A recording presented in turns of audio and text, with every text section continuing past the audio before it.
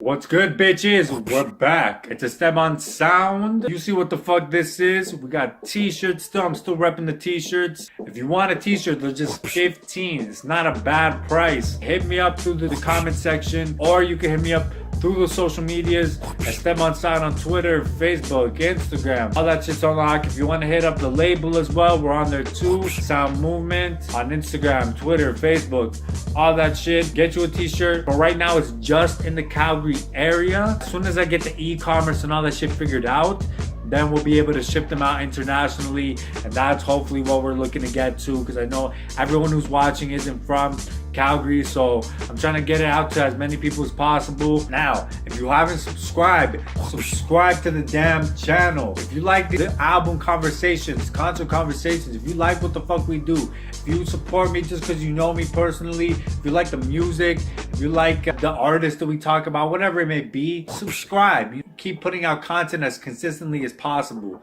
and with your support, that just helps me see that, hey, you know what, these efforts are going to somewhere. Any and all the support is appreciated. So far we're looking at 3 subscribers right now, but hey, for the 3 subscribers that are subscribed, I fuck with every one of them. Thank you so much. Now we should probably start the show. See, everything you heard before was probably a warm-up. I got thousands of songs we could do. I could be here till 5 o'clock in the fucking morning. Don't give a fuck. Just like, you know, like crazy. So that real hip-hop is over. Liquor got a lady, liquor got a baby looking shitty as a lady wide. Liquor got a baby, liquor got a lady looking shitty, yeah. Liquor got a baby, liquor got a lady looking shitty as a baby wide.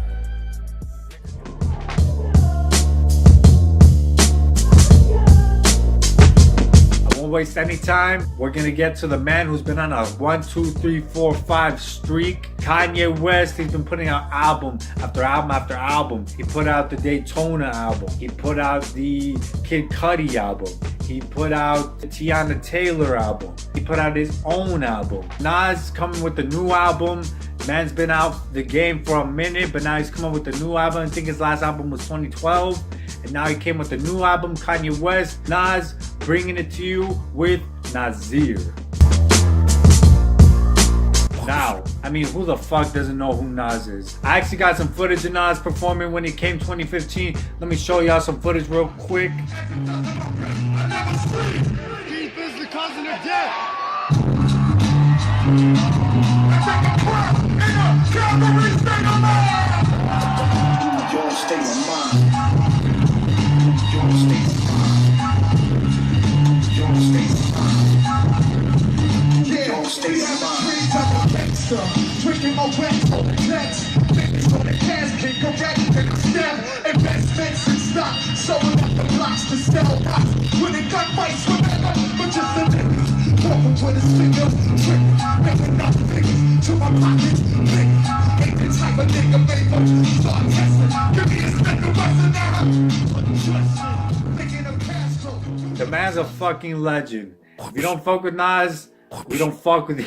I'm just kidding. I mean, since the 90s, people put him on the Mount Rushmore of hip hop. I don't argue you if you put him on your best list. The man's a lyricist, one of the best in the game. He took basically what Big Daddy Kane, Rakim, he took them and he just expanded it. He's got an arguable discography. Now what I mean by that is people always have debates, barbershop debates. People always have discussions as far as Nas's best albums. My personal favorites from Nas would be, I'll date it back even before I was born, but I've done my homework. Probably Illmatic. I mean, that's a hip-hop classic. He's working with some of the best producers, DJ Premier, Pete Rock. It Was Written. That's another album that I really fuck with. A lot of the tracks on there very polished, very clean sounding. A lot of dope concepts on there. Stillmatic, again, a lot of dope tracks on there. Untitled, a dope concept album overall, touching a lot of social issues. And Life is Good. Now, first impressions, like the Pusha T album, it didn't blow me away,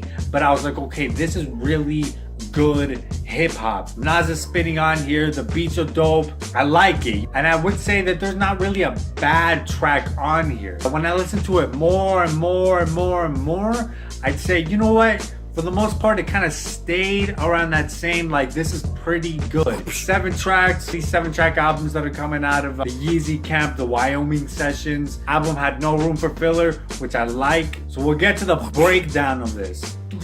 Breakdown. As far as the overall concept, I heard about the 7 deadly sins. I don't know, it seemed a little loose. It took me a couple listens and I had to do research. I won't lie to you guys, I won't bullshit. It took me a couple listens to really pick up on the 7 deadly sins. So, I mean, as far as that, I'll touch on it, but I won't delve too deep into that. We'll start off with the first track, Not For Radio. Pride, part of the 7 deadly sins. We got Diddy ad-libs all over this bitch. I fuck with, I like it. It was hype. The production was big. The sample Nas was spitting on here. He was spitting historical facts, you know, very mature Nas. And he's speaking about fear and ego. Fear will reveal who you really are. Feel me, God? I'm interested off the first track. Cop shot the kid. The second track, I guess this is the wrath part of the 7 deadly sins. This is different. It's sampling Slick Rick's children's story. The drums were knocking on this motherfucker. The 808 was knocking on this motherfucker. And then when Nas came in, he sounded focused. I don't want to hurt nobody. We just came here to party. Old school feel to it, but it sounded still new, not too old. And then Kanye came in on there. They're both talking about police brutality, like a Trayvon Martin case. I've been in some situations where I've been pulled out of my car and shit just because the cop didn't understand what the fuck we were talking about. I'll even show you some of the footage right here. Force me out of my car. Are you leaving? Okay, so the officer has Are just you leaving? he's just Are opened you his car. leaving? He's Okay, trying let's to go. You're under he's arrest trying for to mischief. nope. You're trying to forcibly move my I have the right to Are you leaving? To unwarranted Are you search or leaving? seizure. I have the right to Are you unwarranted leaving? search or seizure. I have the right to unwarranted search or seizure. So yeah, it's some bullshit. Shit happens all the time. I mean, we are gonna deal with the cops, but hey, I guess I was being a bit of an asshole. Don't get me wrong. The Kanye feature sounded focused. I fuck with it. I like when Kanye sounds focused. He's talking about police brutality. So is Nas, and they're both matching the beats. So I'm like, okay, this is a focused track. This is a good track. I really like this one. Third track, White Label. I guess this is the gluttony part of the 7 deadly sins, talking about eating in excess. This track, honestly, this is one of the tracks I could do without. Just was not a track that I was fucking with. The beat sounded like he was fighting with Nas. It was a very busy instrumental. There's vocals going on in the back. There was horns going on in the back. And Nas was trying to rap with it too. This is a track I was not fucking with in general. 4, Bonjour. This is the lust part of the 7 deadly sins. This one was easier to pick up. He's talking about meeting different women and doing this and that. The beat matched Nas's verses because he's talking about being in Paris, Bonjour. I'm like, okay, this sounds focused. When I first heard the beat, I'm like, okay, he better go on some elegant shit on this, and he did. Similar to We Major off of Kanye West's Late Registration. For anybody who's heard that track, obviously Nas was featured on there. This reminded me of that. Everything, the Greed part of the 7 deadly sins, another track that I could easily pick up on. The content matter sounded focused. The beat sounded like some 808s and heartbreak shit. This one was getting a lot of praise from people because of that. I can see why. The verses were focused as fuck. Nas was talking about a lot. People could have everything and still not be happy. Talking about children getting shots and pain. I like the line that he says, people do anything to be involved in everything. Inclusion is a hell of a drug. And I had to catch myself because I be doing that shit sometimes too. I be getting myself involved in 1,000 things sometimes and I'm just like, fuck. Why am I doing this?